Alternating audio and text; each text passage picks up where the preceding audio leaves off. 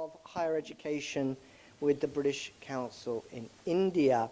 Our second speaker will be my colleague to the right here, Zankita Nag, who is the principal of Pathways School in Gurgaon and a close friend and colleague, and we've worked on various occasions on projects together. And I'm Richard Follett. I'm professor at the University of Sussex in England, and I'm also the Associate Vice President of the university. So it's a delight to welcome you all.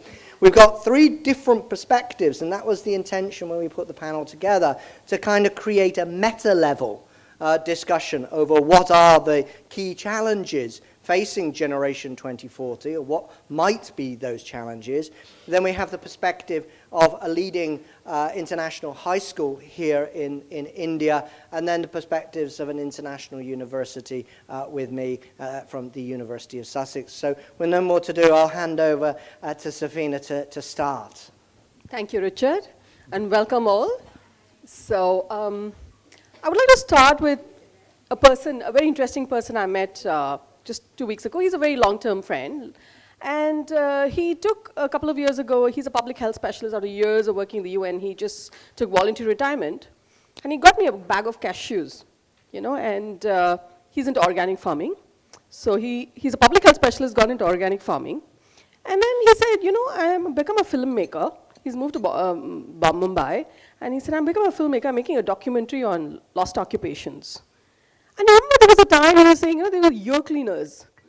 And there are people who does massages, and there are people who, used to bring water, and, shared homes. And there's so many different types of profession. The brass and the copper vessels used to have the kalai walas, coming. So, they always had, work evolving over time. But I think people never thought about it so much like we're thinking today. Right? So occupations have always evolved, and in India traditionally it's been linked to caste, guild, and skills being transferred across generations. So two things really interested me in this particular case. One was he himself is a public health specialist, moving into organic farming and filmmaking. That means he's been adapting and becoming a lifelong learner. And secondly, he's also trying to record occupation, which shows cases that work has always evolved. And I think that's where I come to this particular slide. So when you talk about future of work, we're talking about forces of change. This is a no-brainer. We've been discussing this, I think, through various sessions on and off through the conference. Technology, AI, robotics, IoT, gig economy, all of those bits which are changing the way we work. The demographics. Some countries have got a very high youthful population entering the workforce. In some, there are more older people. The average life expectancy is going up. So many demographic dynamics that's happening is also changing the workforce scenario. Then you have the powerful, the customers, the clients are becoming all powerful, right? And the demand and supply. Then you have the workforces and being redefined. What is work? And the matrix system. When you transition one job to the other, you find that the different organizational setups. So we're working at the matrix system, where you will have 4 offices and global offices all over. You're doing virtual connect. So you might be you've been constantly on virtual calls, and there are these B workspaces, etc., which have now come up. It sort of brings collaborative workspaces. The gig economy, which allows you to take short stints of work based on expertise. So there's so many changes that's happening within the work and the organization structures. Then you have implications. What are the implications of this? So you have implications for the individuals. So we have to keep, as work evolves, we also need to be lifelong learners. Then we have implications for organization. How quick are we to adapt changes? There are some stats like, some companies where I think 40% of the work we do is automated. It's going to become 65% very soon, by 2022. So how good are organizations to adapt and train existing personnel so that they also get into new work roles? Or are they going to recruit pressure? So it's a very dynamic space that we're talking about. And organizations also need to sort of evolve. And then you have policy implications. What is the government doing in all this? So are there skill ministries also upskilling people in different levels so that there's no skill gaps or the skill gaps are being met? So the policy implications. I was just talking about it a little bit. So then I come to the hiring scenario. This is for India. So the load of reports out there, if you look at aspiring minds, there's VBox, a lot of these people strong, and of course Deloitte, Ernst & Young. This is like the most talked about thing I think now, the future of work. And it never has been talked about so much. if you look at it. So so many reports out there, if you Google it, you'll find it. So I've used these reports to sort of bring out a consolidated. This is an India Skills report by VBox, where they test lots of students. Yeah, so this is a collaborative skills report. VBox is there on the IICT website and all of those, and government websites too.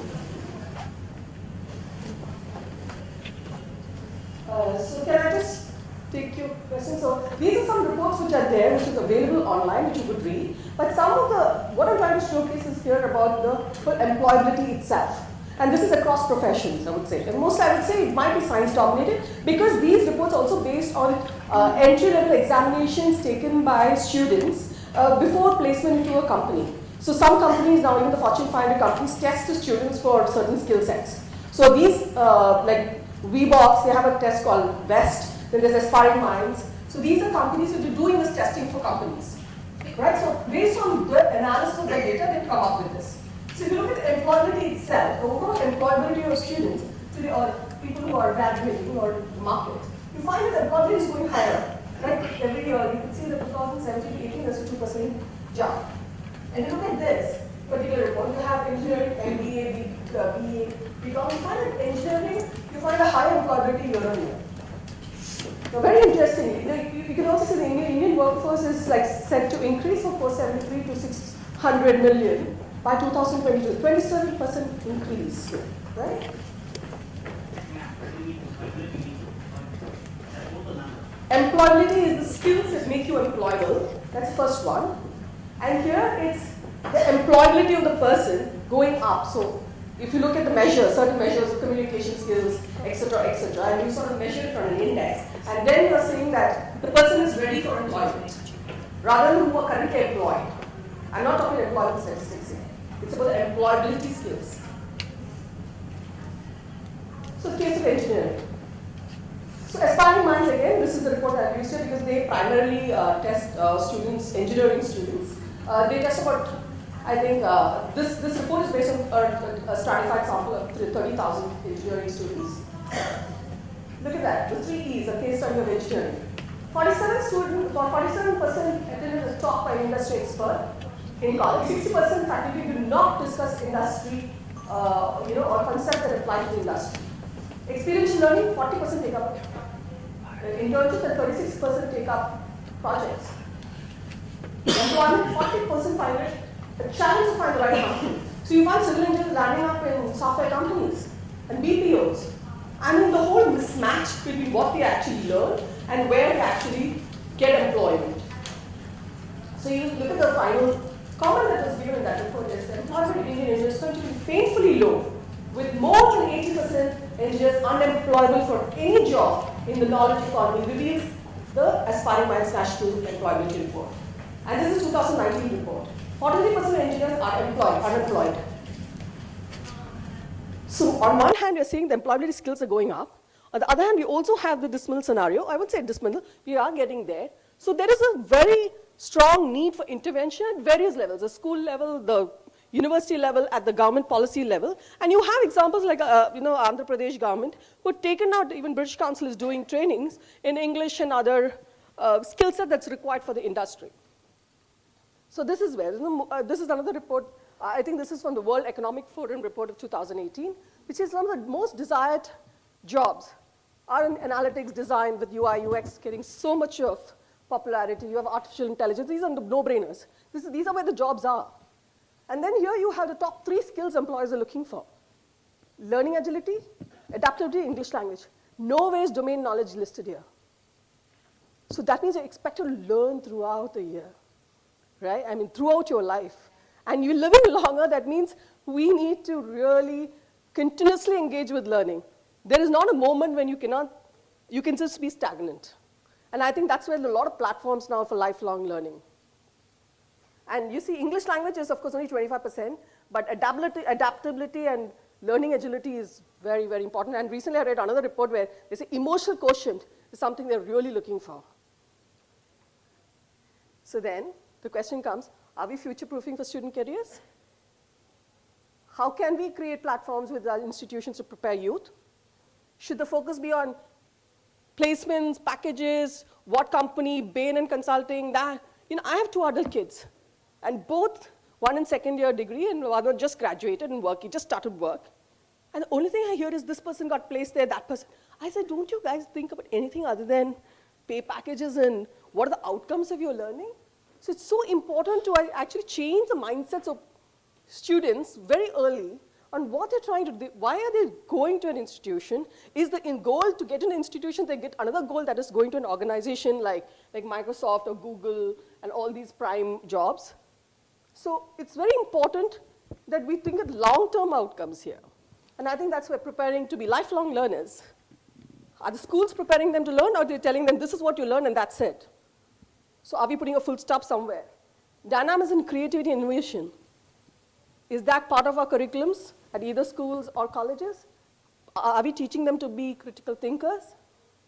And adapt to changes in the workplace. Very often people cannot take change in the workplace, and that's when you become redundant. You just cannot afford to be redundant. If you want to continue with work, you really need to adapt. And that needs to be also a part of, I believe, curriculums, experiential learning, and giving them very early practice into being a lifelong learner. So I think with that, I'll hand over to Sangeeta. Can we take questions towards the end, because... Good afternoon. As I said, I have to applaud everyone who's here post-lunch. We were laughing between ourselves that we'll probably have no audience. And I see there are some people at the side, so I'm sorry that you're tucked away in the corner, but I do hope that you are able to make the connection with us. So absolutely, this is kind of the center of it. The interesting thing about schools is there is one conversation that universities are having about what kind of students they want. There's one kind of conversation that industries are having about the kind of people they want to employ. And then there's this completely different conversations that parents are having about the kind of children they want. Right? They're three completely different things. And the wonderful thing about the presidential forum that we were a part of 2 days ago is that all of the school leaders were actually discussing the same things. That we do find ourselves as schools in the center of these three forces, and we understand that the responsibility that lies with the school is to ensure that all of the three are taken care of without allowing that individual in the middle to be crushed. And my first question really is this video, which I hope plays. It's looking dangerously like it won't.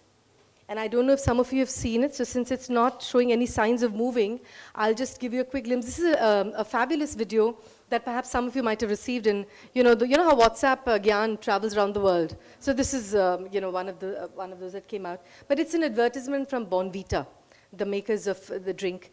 And what it really did was, so this is the picture that they had. It is a showroom of black T-shirts. And everybody who comes in was asked to buy just that. That's the only offering they had. And of course, it had footage of, real life footage that happened. And when they finally said, okay, we want to meet the manager, who's running this place? There were young children who stepped out and said, I am. And if you're finding it so difficult to accept my choice, that there are only black T-shirts available, how do you expect me to accept the choices that you're making for me in terms of the careers?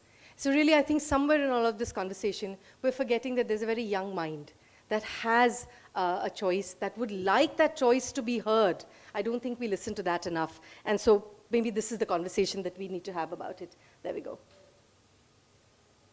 No, I don't think it's going to go very well, so I'm just going to move to that. As a school, what can we do to take care of this? At the very, very simple level, we've talked about skills. And what are the skills that we're talking about? There are really 3 areas. This is the content that everybody was talking about. Can we do away with content? No. So I don't think we should live under that illusion. Because like it or not, while there are various areas from which we can draw upon content, our confidence comes from the fact that there is a knowledge base that exists within us. So let's not throw the baby out with the bathwater. So the content is important, but it cannot be the only thing. It's one amongst these 3. The second one is competency. And this is what you were speaking about when we said that this is what we want to see in the workplace. And really not just in the workplace. Tell me one decision you've made in your life where you have not drawn upon various areas of knowledge. We live in a city, whether it's Mumbai or Delhi, any other part of India, which is hot. Come March, we're all contemplating putting up a new air conditioner. Something as simple as that. What are the things we think about when we're doing that? You're of course looking at how big your room is, and therefore what is the tonnage that you need. You're looking at where it's going to be placed, so you've got design thinking right there, because is it going to be located there or over there? Functionality. Where would the water duct be? If it's going to be a split air conditioner. Do you need a window air conditioner instead? And do you have a window that the grill can be removed? So you've got design thinking into it. How affordable is it? So the economies that the economic impact it has had. How useful will it be in terms of your life? What would be the utilization of it? In the simplest decision that you've taken, you've looked at various areas. What have you done? You've been a critical thinker. What have you drawn upon? The knowledge base that you have.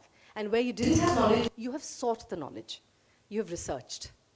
That's exactly what we want our children to do. But for some reason, we put them into these little boxes, and we tell them, okay, you know what, if you've done commerce, you're sorted. Because, hey, you know what, you know about everything else. And I think that's what they're talking about. The critical thinking is the things that we're talking about.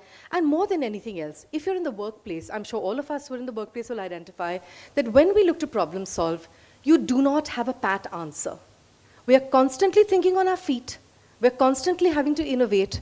We're constantly having to come up with a solution. And the buzzword for that is creative. And as someone said a little earlier today, we've used this word to death now. You know? So creative, yes, of course we're all born creative.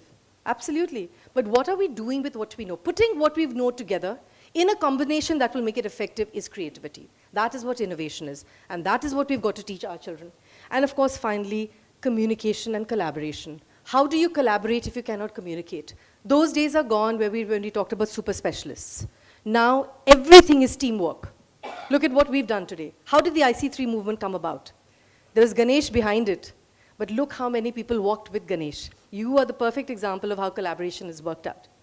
And of course, I think this part, and we'll speak about this again, that the one thing that we have to understand is that, you know, the child that we're speaking about has to grow in terms of the personality that he has, a strong value system, a willingness to give back. Now, schools speak this language again and again and again. The buy-in has to come from the parent body. The recognition has to come from the universities. You have to understand and appreciate that a child who's willing to give off his personal time to give back is the kind of child that you want in your university, is the kind of person that you want in your organization, because your tasks at the organization will not always be related to profitability. There's much more that we want from the individual. And so what does the school have to do? One, start much earlier. And this does not mean, please do not misunderstand and think that I'm saying, oh, at grade 8, let's sort out what their life is. No, not at all. Far from it. On the contrary, I think honestly, I mean, at the risk of talking to all the university people who are here, I think even in grade 11, most of them don't know what they want to do. And I think that's very fair. How many of us knew what we wanted to do? How many of us here stumbled into the professions that we are in today and so successful? And so when we do the college counseling, when I get into subject choices at grade 8, you ensure that at least 3 career pathways are kept alive. At least 3, if not more. You do the same thing at grade 11, you ensure that at least 2 career pathways are kept alive. And why do we do that? Because these are young minds. They are going to respond to stimulus around them. Thanks to all of the TV serials we have now, everybody wants to be a corporate lawyer or a criminal lawyer. Right? Suits did it. That was it. So every child that I meet now, and I say, okay, what do you think you really want to do? I don't hear engineer and doctor. Lawyer. What kind of lawyer? Corporate or criminal? Because it's so cool, the way they see it on television. That's their stimulus. And that's the reason why a lot of schools in the city are going into, what you call co-ops later on, but really internships, observerships. What is the point of that? If you can go and be a part of a space that you're looking to inhabit for the rest of your life and spend 3 weeks there and say, I like it or I hate it, either way your life's question is answered. So I had the example this morning of a hospital. I've had another young lady who's done the same thing. Determined she's going to be a doctor, spent 2 weeks at a leading hospital in the city and came back and said, I can't take that smell anymore. How on earth are you going to be a doctor thereafter? And I have to tell you, of course, more than her, the parents wept because this was their dream. This was not hers. It was their dream more than anything else. So yes, we need to start. And the reason for that is this. So how do we do this? This is typically how a young child's mind works. Typical. I'm generalizing. Not everybody goes down this route. But if we can more or less look at what we're looking at here, we might make some headway in terms of how the child plans his or her career. And so this, like I said, and please look here, at no point have I spoken about content. Not at all. Plant seeds. Get them to think. Let them hear about areas that they haven't heard about. I assure you the parents have not heard of it either. We'll take questions at the end in a minute if you don't. Go back to the previous one. All right, there you go. Remember also, while we're so quick to talk about the parents and be very judgmental about them, those parents are us. Right? They are offering advice based on what they saw or what they went through. For them, the magic formula was engineering and MBA. That's what they got. And what was it that they got at the end of it? There was this gold mine called a fabulous job and everything else. And so they're not wrong in saying, okay, this is the pathway I want for my child too. Educating them as a school, I'm sure I see school leaders over here, one tucked away at the back and in front. I'm sure they'll tell you this is what they deal with. So like I said, middle school is where we should begin. And then comes the second part, which is that we need to focus on two areas, character and competency. And the two are not exclusive. Simply being competent is not going to ensure success in life. And your work is a part of your life. Your work cannot be your life, right? And similarly, simply having character qualities, but without being able to do all of this, working with people will not prepare you in any way for the future. How do we do this? I'll use your own example. When you came in for this seminar, for the conference, how did you go about learning to learn? You came here saying, oh, you know what, we're going for this fair. There are going to be so many counselors, so many universities, so many sessions. There's plenty for me to learn, right? We're all lifelong learners, I assume. How did we do this? Simple things. You checked the schedule. You picked the one that you wanted to be a part of. What were you doing when you were doing that? You were evaluating. Which area do I need to learn more about? Which area do I already know about? Is there a particular speaker that I have already had an experience with earlier and I know that this person's point of view will add to what I understand of it? Or will it give me a different point of view that I perhaps did not have till now? It's very important to go to an opposing point of view because that's where your own mind and vision enlarges. We learned to learn.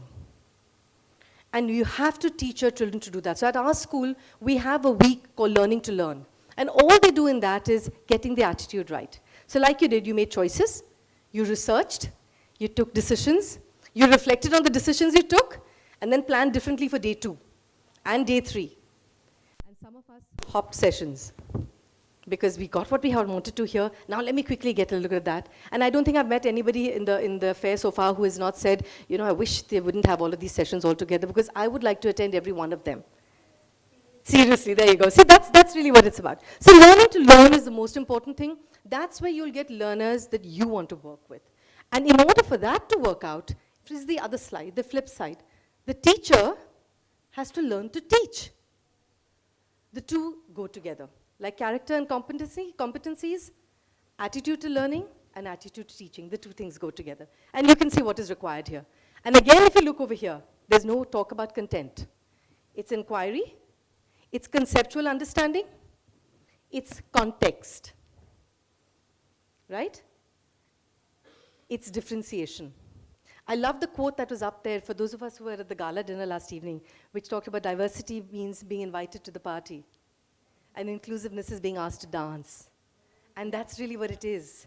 So whenever you have, you put out a project, it's always interesting how there'll be the one child who you know will need a little support in order to succeed, and are the others willing to walk with that child accordingly? And finally, of course, this part that we spoke about, the assessment. Very easy, particularly in the country that we are all, most of us are from, where the focus is so much on assessment, on that horrible exam at the end of the year. The joke that I usually crack is that come December, the city shuts down. Life in any home shuts down. Anyone who has an exam, a child taking an exam in 10 and 12, TVs are off, phones are switched off, there's no question of it, there's no life. And suddenly we all come to life again in the month of April. If that's what it's going to be about, and that shouldn't be what it's about. Look at what we've done as attendees at a conference. Every single day you've assessed yourself. What do you need to know more? What can I do to learn more? That's the kind of assessment that we need to be doing. And finally, of course, this is a slide that you might find a little difficult to read from a distance, but this is really what it is that we need, that colleges require from us when we want them to join them. Are the students willing to engage academically? Do they have a mindset which allows them to belong, to grow, a sense of ownership? Are they willing to be a part of the learning process and engage? are they willing to be critical thinkers? And again, I know I'm so worried that this will become another cliche like creative, but really when we say critical thinkers, it is about you being able to assess. And I think that is really the need of the hour. The amount of news that does its rounds that we all believe to be true. I mean, I talked about WhatsApp, Gyan. I can't imagine. We are critical thinkers every time we read a message. That's really what you're doing at every point of time. And then, of course, yourself. How comfortable are you with the person that you are? It's very important that you reflect and understand what your strong areas are and work with them and see what you can do with the parts that perhaps need a little more attention. And finally, how good are you, as you said when you talked about change, in making transitions? Because the world that we live in today, there's a VUCA world, you've heard all of these phrases, but I think the biggest thing is adaptability to change. And if we can do that, I don't see why we can't be successful in the world that we live in. I'll take you quickly back to your childhood before I sign off and hand my mic to Richard. Remember when we were all in school and come grade 11, subjects were chosen. And it was very simple. The bright ones, or whatever they defined as bright, did science. Very easy, no-brainer.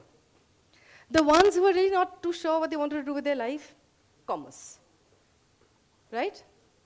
And then there were the others. Who did the humanities? Which everybody looked down, yes, exactly. And look at the irony of life. Today it is the humanities that rules the world. So no more sorting of potatoes, ladies and gentlemen. We're looking for learners and learners for life. And thank you for being a part of the process that will lead to that. Thank you so much, Sangeeta. That was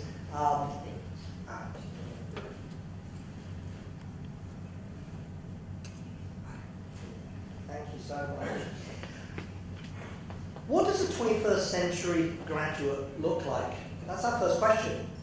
What should the skills be for 2040? And I'm sure everybody in the room is thinking of different points. What do we need for the middle of the 21st century? What kinds of skills? What kind of intellectual aptitudes? What kind of business skills? What kind of creativity do we need? What kind of organizational skills do we need in modern corporations, be them small businesses through to mega organizations? What are the core competencies that we are looking to develop in our graduates? And whether you're focusing in on the school sector from middle school through to the university age and beyond, those are the key questions that are driving us. And at my university, we're engaged likewise in a reanalysis, a reconfiguration of our curriculum as we're attempting ourselves to ally or link, if you like, Agenda 2040 with our own curriculum, trying to align the skills with the student deliveries. How many of you, just as a show of hands, either from the school sector or the universities, how many of you are involved at this stage, not personally, but as schools or as universities, in curriculum redesign? About half the room. And I think that's pretty common in terms of us, about thinking about the ways that we realign, but also we need to do more than just realign the curriculum, I'd suggest. We also need to realign our faculty. How many of you in this room, for example, can remember an outstanding and inspirational teacher that transformed your education?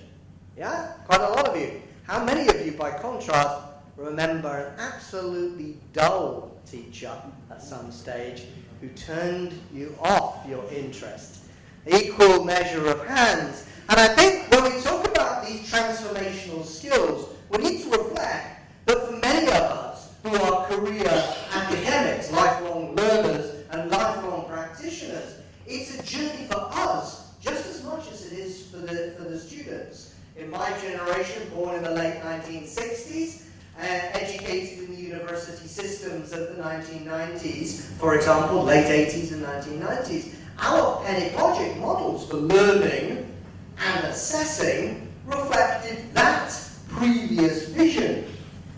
The way we look forward, however, requires likewise a rethinking of the ways that we teach. Do we do that in the flipped classroom? How do we turn it into a student-centered education? How do we empower the kids in the room, be they at school or university, to be active learners, to be shaping their own educational content, rather than it being just a delivery based from us, with the title, professor to profess, down to the student? How can it become a conversation which is empowering for them, but the process requires the empowering of the academics too, be they at school or at a university?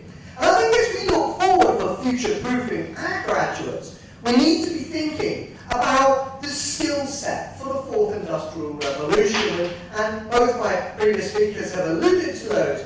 But one of the key features that we're talking about in the fourth industrial revolution is what economists call a fissured economy. The idea of a job for life, a career for life, is no longer truly relevant for the mid-21st century. It is likely that our graduates will, A, live longer, but secondly, engage in multiple different career strands in their life. My Spanish grandfather talks about a job for life, a fixed job, posición fijo, fixed, as if it was unmovable, right? And that derives from a system of thinking about jobs of the 1940s and 1950s. Spinning forward 100 years, and I suggest the word fixed will be alien to most of our graduates as they engage in multiple different careers. Flexibility, therefore, cognitive flexibility, critical thinking, the creative know-how, and what we might call wayfinding, an ability to navigate through different career opportunities and different careers as they evolve. A knowledge and skills diversity and a multi-dimensional student experience. And we talk at this conference, IC3, a lot about international education. And many of your students from the schools that you might represent go abroad to various places to study. My university is 1/3 international in terms of its student population. That's my responsibility for the University of Sussex, is leading on international partnerships and recruitment and the like. But the reality is, the majority of students do not go abroad. They don't travel these far distant places at huge expense to themselves and their families. We owe it to that student base to be doing what I call internationalization at home. Finding methods to create the international experience, which doesn't require you to go on a plane to Canada, or to the UK, or to Bangladesh for that matter, but it does require us to be thinking about ways that we can create international experiences for an increasingly international student population. And just a side, and we make these available at the end if you're interested, around the kinds of next generation skills that are envisioned. What does this look like at St. Peter's level? What does this look like at my level in the university? And how does that translate into careers? One of the things that is abundantly clear is that to date, many industrial leaders feel that university graduates are just simply not up to the task.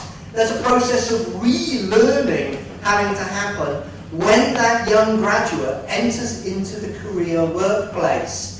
A retooling, a reskilling that the universities have not ultimately delivered. But how do we get to this sweet spot, if you like, of creating a skill-rich, adaptable student model? Well, many of us have been looking towards multidisciplinarity or interdisciplinarity, the ability to look at a problem from multiple perspectives, not just bringing one set of skills into play, but bringing different intellectual tools to the same issue. And as Sangeeta rightly pointed out, that's happening in every decision that you take, be it where you put an air conditioning unit, through to what are the challenges that you're facing in a workplace, in a marketing strategy. What are the challenges that you're facing in terms of an engineering project, or whichever, for that matter, or working in a school where you're using multiple different skills to tackle the issues that are problematic for your students, right? But there are real challenges to this, and Sangeeta pointed out absolutely a right one, which is that student choice remains relatively narrow. If I take all of your students in the room, all of them who've expressed an interest in going to university, wherever it is in the world, it doesn't matter, and we put them into boxes, we'll have a very, very large pile of applications for engineering degrees. We'll have a relatively large pile of applications for medicine, dentistry. We'll have law in there, and we'll have a range of business degrees, most of which are felt to be vocational degrees. You do a law degree, it will lead to a career in law. An engineering, likewise. A career in marketing, likewise. A degree in physics, honestly, is unlikely to lead to a career in physics. There are few physics researchers, unless you're lucky enough to be hired by NASA. That's a pretty small number of people around the globe, right? Same with most of what you might call the traditional academic disciplines. Not the applied disciplines, but the traditional ones.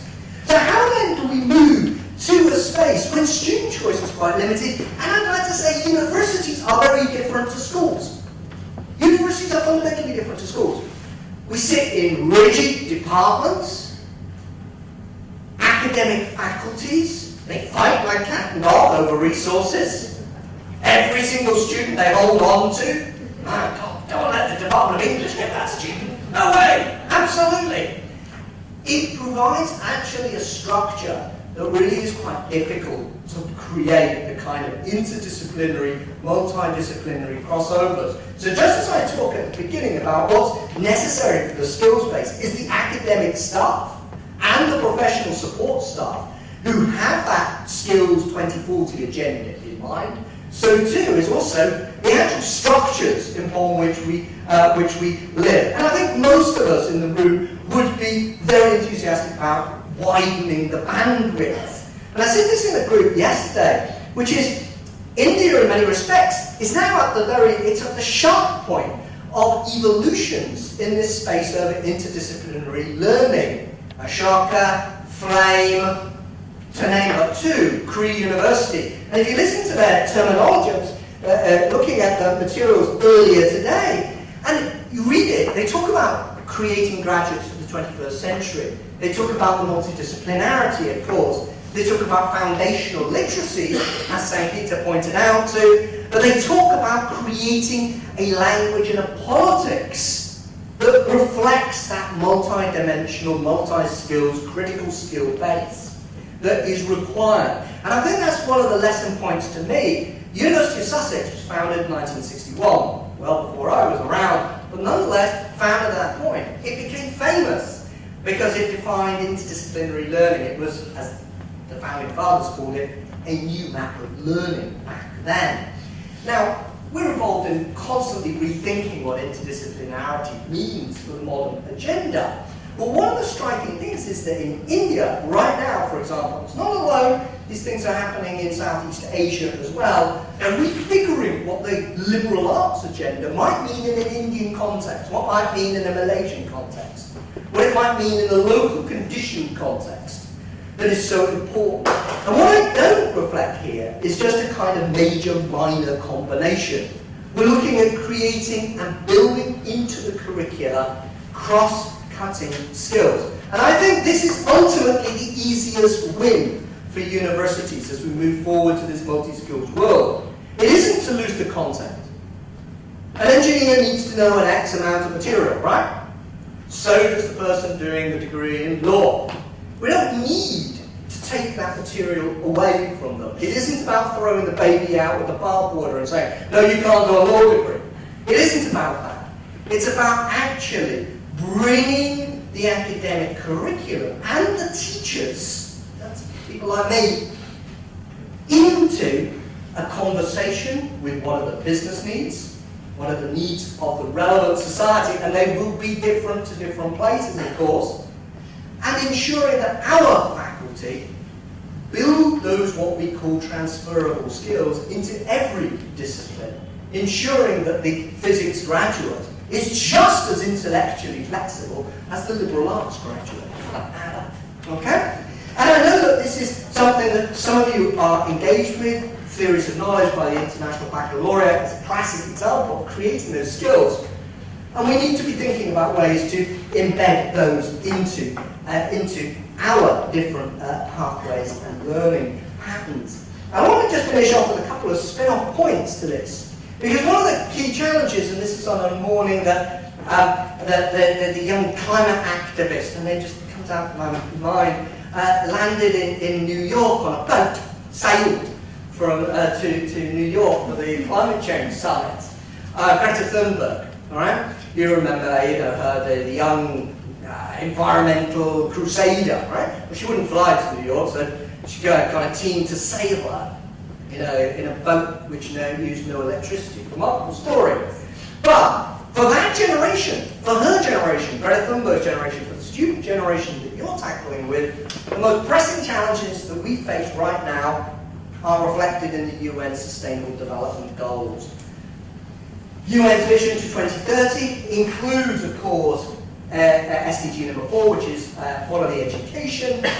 But for us to be really successful at creating young men and women who can engage with these SDG agendas, it's rather like building the skills base in from careers advice into the curriculum, into the mainstream curriculum. Likewise, we need to build in a cognizance, a recognition of the SDG challenges and some of the steps to resolve them. And Sussex is well known for its area of development studies, and my colleague Joe Alcamo is amongst the world leaders in talking about SDG agendas. As he points out, there are 17 agendas, and each one of them has literally about a dozen features within them. There are hundreds of SDG targets.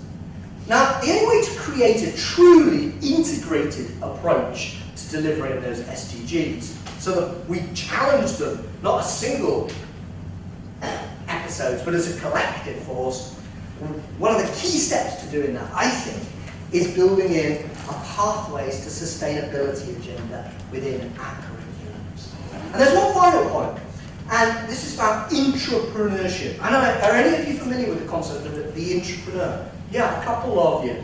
This is about not the entrepreneur who's outside, building the career, building the business outside.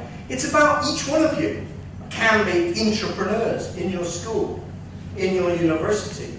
About creating the flexibility, the ambition, the co-creativity to be able to affect real change to your organization. The ability to take risks, not silly risks, but the ability to question authority sometimes to the benefit of all. Entrepreneurship skills are, as we recognize within business cultures, a vital step. It's a new way to express, I think, something that's been there a long time, but it's a way to express it. And I think we also owe it to ourselves, certainly at the university level, to create opportunities for entrepreneurial development. And so what we're doing at my university is we're creating summits and sandbox funds, innovation time to provide every student, and this is not just the business studies student, because every kid can engage in this, irrespective of doing so. But there's one thing I think that is worth reflecting on, which is how do we do this? How do we achieve this ambition of creating the graduate of 2040? Well, it's no good if I live in a siloed world from the world of the high schools. It's no good if we live in a siloed world from government agencies or advisory forums like the British Council and many others for that matter. And I think one of the steps forward that we need to look forward is to leverage those partnerships, to create effective multilateral partnerships. And that's what the IC3 movement is all about. It isn't about creating a skilled base of just high school counsellors, although clearly we saw some graduates about that yesterday. But it's also about creating those multilateral partnerships between schools and universities, partnerships of equals that can make meaningful and effective change. And as I see it, if we do have a single ambition to create that generation 2040, a generation that will flourish in this planet, and to go back to the earlier slide, perhaps save this planet, then from the sins that we have priced out in our planet, we too need to be thinking about creating that kind of knowledge diplomacy. A knowledge diplomacy that is shared, it's multilateral, it's adaptive, it's respectful. And I think, for my part, as a UK university here, and there are plenty of other UK universities and North American universities and universities from all over the globe, but obviously predominantly from India at this forum, I think we have an opportunity too to step beyond our siloed base, and an opportunity to create a better university for a better world. Thanks very much. Yes, I'll be the microphone carrier. Thanks so much. I have 2-3 questions, I should say. So first one is like. Would you like to tell us who you like to? Yeah, first one is. To Ms. Athena. I'll tell my all the questions and then. Sure. One is like when you're talking about the employability is increasing in these particular areas, and I have seen that in the last few years we have gone across and we are seeing proper robots coming up like Sophia and all other things, and in fact inclusion of AI with all robotics, and there are 3D printers and which all are creating all architecture jobs and medical jobs are going away, surgeries are being carried. So how is this thing justified that employability is increasing? Is employability increasing and is employment is also increasing? Because this is a very big question in that part. Second is about, since I talked about this particular thing and you told that your presentation was too good, I should compliment you for that. But only one thing which I wanted to ask was when you're talking that you want to prepare the students from middle school itself, and we are seeing that a lot of changes occurring in all the areas which are happening within 1 year. The scene is totally changed, Right. and technology is advancing too fast. Right. So yesterday I was watching a video and in which using Azure, and they have got a hologram which is converting into a 3D model of the same person with all the gestures, Right. and changing language and all those expressions are there. How do I predict 20 years ahead of now? I cannot predict even 2 years ahead of now. Absolutely. So planning from middle school like 7 years or 8 years or 10 years around the line. So do I really see this thing that this career will be staying over? So this Thank you. So just very quickly, when I talked about the middle school, the first thing I said is that this is not cast in stone. The point is to expose them to the various possibilities. That is what we have shown. When we talk about middle schoolers, we're talking about grade 7. How on earth are they? They are barely figuring out whether they want to play football or cricket and basketball or just the one. You know, so where is the question of them deciding careers? Not at all. The idea is to just give them exposure, speak to them. A simple thing is, for instance, you don't say that, you know, the one option is to be a doctor. Can you speak to them about other allied areas as well? Do they even know what else they can do with that knowledge? So the idea is to just expose them. That's why I said plant the seeds. That's it. Do not plan their life on that, because you're absolutely right. Anything that I'm saying today will be obsolete in 12 months. And that's the reality of the world that you and I live in. So actually, because I just wanted to add up my third question also. Sorry. We are talking about including the curriculum and all these things, and what she gave the video, it was wonderful that we are just giving them no options. How are we involving children into the designing of curriculum? We are again putting that. We are taking advice from good educationists, we are approaching principals, we are approaching teachers, but ultimately we are designing curriculum only on the approach of teacher and principals only.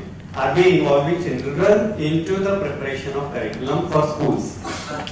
Yes. Not universities. Absolutely, at school level, and I would say that there is, unfortunately or fortunately, a distinction between the way that national curricula run and the different curricula. Everybody has their own strengths, and a lot of curricula these days have frameworks. So we have a framework. It's almost like having an outline, and you can color it in with what you like. And this is what one of the schools that spoke in the morning as well, and we do that in our school as well, where students are given options and said, okay, this is the skill we'd like you to acquire. Using these, which of these would you like to work with to acquire this skill? So the responsibility lies with them, and we have something called a student-led conference, where at the end of every semester, the parent, the teacher, and the child sit together, go over every subject and see what their learning has been and what they need to work with.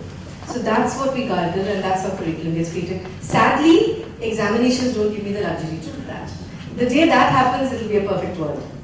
And just to answer from our university's perspective, yes, every course is redesigned with a student voice in it. There's of course a certain amount of content that you have to teach that is required to be taught in any given academic course, right? But it's also the ways in which you teach it and the ways in which you approach it, which is so it's just the same version that Sangeeta has pointed out. But to answer that, you might also think, okay, how do you teach to a different assessment framework? And that's, universities do have that advantage of away from state-driven, official-driven examination systems. And I've just gone through GCSEs or GCSEs this last couple of months with my eldest daughter, so I understand the necessity of doing all of those things. But at the same time, if we adapt the assessment models to a different structure, ensuring that where possible students have graded presentations, that they have a whole range of different learning journals, be it a reported journal that is marked by a faculty member, through to the standard essays, through to practical reports, through to X, Y, and Z. We have a range of different type of assessment modes that creates a different learning outcome in itself and creates a different set of skills. And that's the point. If we're thinking it's not just about teaching physics, it's about the skills out of the physics too. Yeah. So the first question is on deployability, right? So I started with the evolution of work, right? So there is work that's always evolved, and there are times when the nature of work changes. And it's true, I believe by 2022, these are what the reports say, the surveys say that 65% of the work is going to be now done by machines compared to 46% today. But the truth is also that 65% of students entering college, according to the World Economic Forum 2018 report, I was just referring to the stats because I just want to confirm which report stated that. World Economic Forum's report in 2018 states that 65% of the students enrolling in 2018 is actually preparing for jobs which no longer exist. So we're also talking about more jobs being generated. So even things like decision making based on data will be done by machines. So more and more of our work is going to be done by machines. But then there is a human element that's required, and that's why we have to identify those gaps.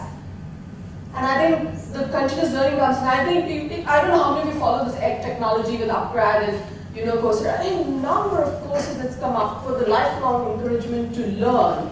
Including me, I started looking up, because I wanted to consolidate whatever I've learned in the last couple of years through work experience, and I wanted to do an MBA, and I started looking up, and then there's executive MBA, there's senior management programs, catering to different industries. So we're having that sort of channelizing our learning as well as matching it to the careers and jobs that we're looking forward to, which will come up. Would you like to ask? Yes, this is Lavanya, and here one of my parents. So we are talking about some of the skills about the critical thinking, all those. So one question she asked me, even I have observed among the children is they are actually very good at critical thinking and logical thinking. But when it comes to the selection criteria after the assessment, even the top universities or even some of the university exhibits where I saw, they are telling they should be in the merit. Only from the merit we are recruiting or selecting the student, after which only the skills comes. In that case, if the child is academically, because the child himself or the parent, what they say is, the academics, what they read is outdated. The concept is whatever is outdated rate, and we are being ranked based on the outdated data, whereas our present critical thinking skills are not considered, and I have not got the seat. What do I do now? Okay, before we answer that, can we take one final question? We're running out of time. Thank you so much. Just Fantastic presentations from all three of you. Thank you for that. I just had a little comment, and possibly you guys can re-comment on that we are moving into 21st century. We all know it's VUCA world and everything is changing too fast. And so do we actually just focus on the career, job, data statistics and just ignore the life skills that we are imparting as counselors? I think we need to just refocus and also start teaching failures. Start teaching them the not so glorious successes that we generally talk about, and that is how we make them sort of the future citizens understanding these limitations. So as counselors, what are your opinions? And I think it's a difficult century to live in for ourselves as well, and forget about the students up there. So thank you so much for that. You know, I think 10 years ago people spoke about the appetite for risk. This is now the appetite for failure, which is something that we also discussed, 2 days ago, and there is truth in that. There is and the people responsible for that, again, I'll come back to my generation, where we talked about how we're bubble-proofing our children, and we're not teaching them because so we have all of these pretty words that go into report cards. There are all these grades, so nobody fails. Everybody gets a medal in a race, and there's a lot of value in that for some students, but there's a lot of students that do not benefit from that because they do not understand the real world where there will be competition that will be fierce. And so when you say that at the end of the day, university is finally judging you by the numbers, that is the sad reality of it. In an ideal world, this is not what we would be doing. We would be assessing the child on skills. So it's the three things that are linked. What are we teaching? How are we assessing it? How are we assessing the individual's knowledge and the application of that knowledge? And the moment we get to that point where the three things work together, it will be perfect. I'm very optimistic that the fact that the entire education community, the learning community which comprises universities, which comprises organizations like the British Council and schools are all speaking the same language, there is no doubt that soon enough the intake parameters will change. But like with everything else, it's not going to happen overnight. It's a process. It's a process. And we're already a part of that process, so let's stay optimistic and let's all speak the same language and put the pressure that we can on it. And then maybe it will happen. My personal take on it as a sociologist would be that changes always happen, and I think it's just that we're recording it more now than ever before. Whether it's invention of wheel or and it's just the pace of the way we have options to record and then telecast. I think that's where we are now thinking, yes, the rate of change is much higher now. It is not like in your Zamana, but actually change happened then too. It's just that now we are more forums to express it to. We have that thing called the phone that tells you. And the WhatsApp,